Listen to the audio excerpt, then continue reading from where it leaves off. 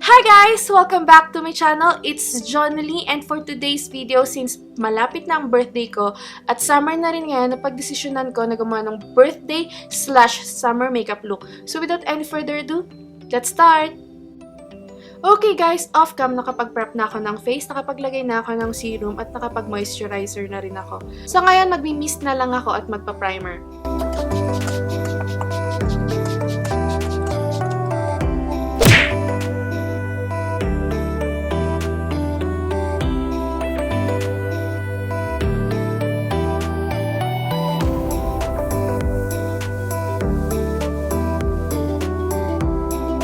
For the foundation, ang gamit ko ay Maybelline New York Fit Me Matte Plus Poreless Foundation.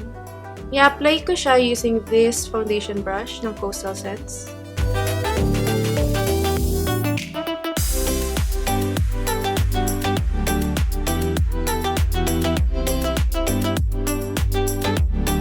Nagagamitan ko siya ng damp sponge to blend.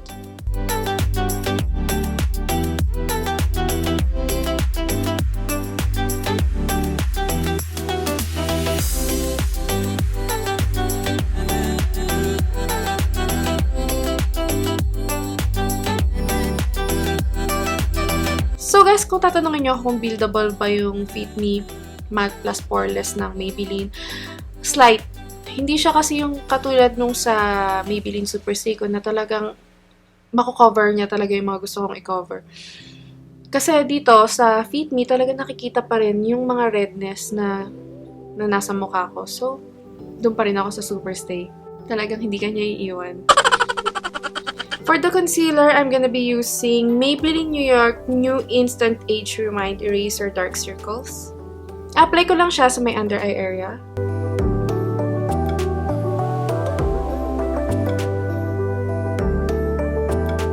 Sa may forehead. Nose bridge. Sa may chin. Balik tayo sa damp sponge for blending.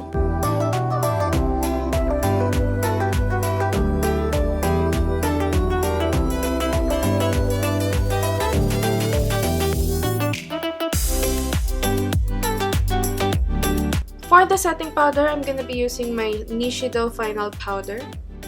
Gamit lang ako ng dry sponge.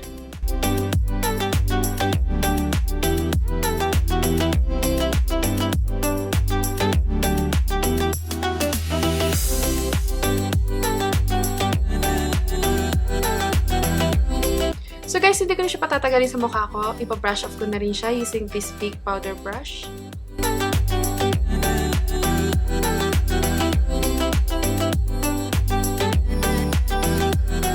So yung mga excess na nakukuha ng powder brush, yun na rin yung ikinakalat ko to set my whole face.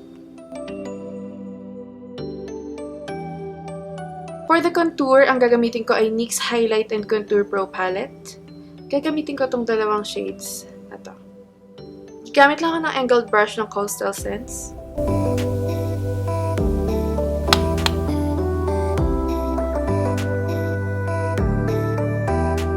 So guys, naputo lang aking camera. Hindi ko alam kung saan siya umabot. Ngayon ay nagko-contour na ako. Tapos na ako mag-contour sa my cheek area. Magko-contour na ako sa my forehead.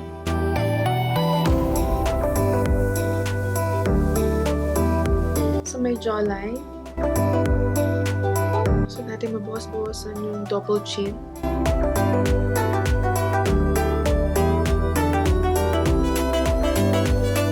Gagamit ako ng shadow brush ng The Real Technique para i-contour yung aking ilong. Nag-start lang ako dito sa may taas and then ipababa ko siya.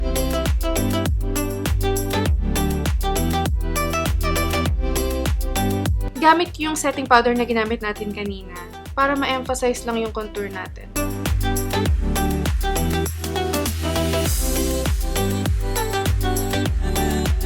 Gamit lang ako ng blending brush to brush off yung sa aking ilong.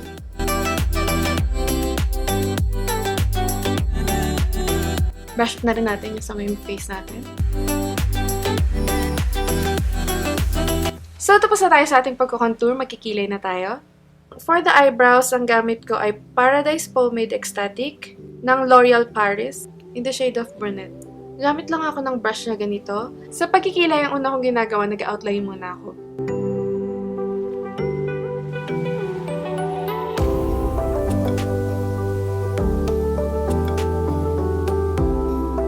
And then, i-fill in ko na siya. Sa may inner corner ng eyebrows, mag-stroke tayo ng parang hair stroke. Using the spoolie, aalisin natin yung mga harsh line.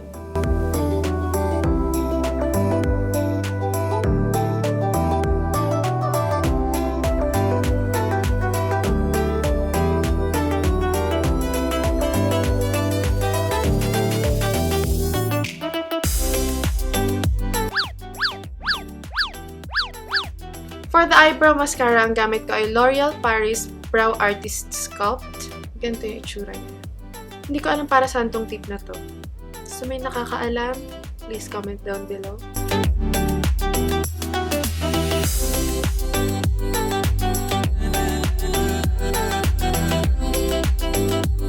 And guys, don't forget to conceal yung eyebrows nyo para lalong ma-emphasize. For the concealer, ang gamit ko ay LA Girl Pro Conceal. Gamit lang ako ng manipis na concealer brush.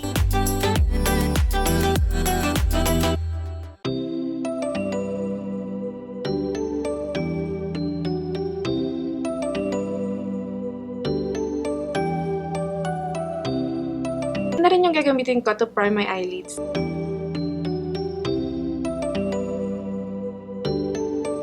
For the eyeshadow, ang una kong gagamitin ay yung single eyeshadow ng TheFaceShop. Yan yung kulay niya, may pagka-orange yung kulay niya. Na-apply ko lang siya sa may crease area. At gagamitin ko lang itong light yellow to blend yung edges.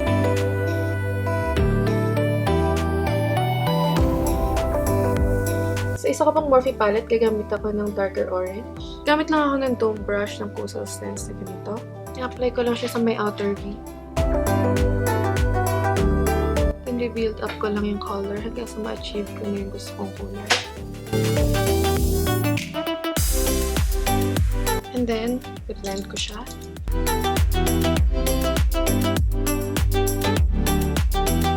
Morphe 35 Eco naman, gagamitin ko tong peachy color na shimmer eyeshadow. Gamit lang ako ng brush na ganito, ng Coastal Sets. Mag-start ako sa inner corner, papunta sa gitna.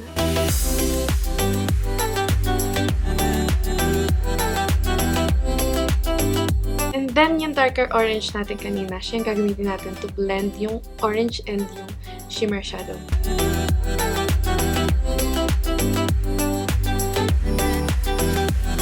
Under eye naman, gamit lang tayo nung unang orange na ginamit natin kanina. And yung ginamit nating shimmer eyeshadow, siya na rin yung ilalagay natin sa may under eye. Gagamitin ko to to highlight my inner corner.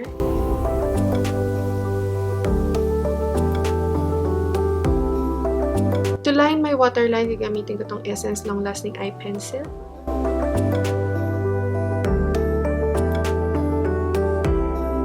For the tight line, I'm gonna be using my Rimmel London Scandal Eye.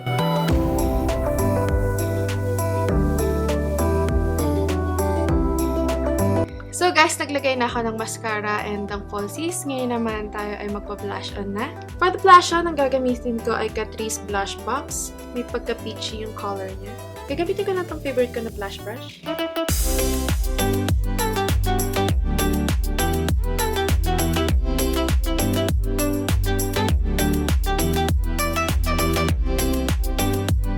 Ngayon naman, malapit na tayo matapos. Lipstick na tayo. For the lips, ilaline ko muna yung lips ko ng Creamy Touch Lip Liner Crayon ng TheFaceShop. Then, gagamit ako ng Lip Crayon ng Mejia.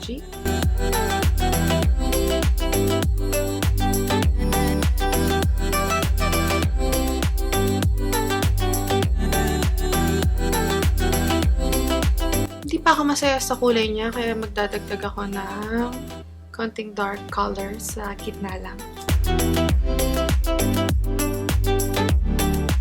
Guys, bago ko malimutan, hindi pa pala tayo nag-highlight. So, mag-highlights muna tayo. For the highlighter, ang gagamitin ko ay the Manizer Scissors ng TheBalm. Gagamitin ko tong shade ni Mary Lou Manizer.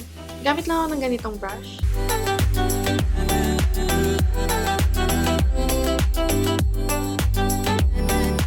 nose.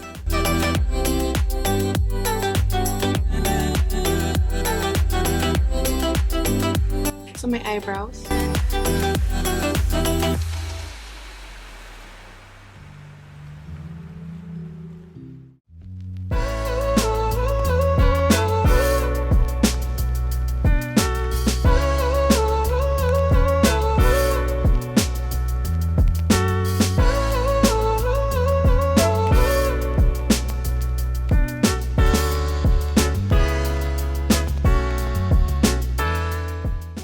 So guys, ito na ang kinalabasan ng aking birthday/summer makeup look. Sana nagustuhan nyo.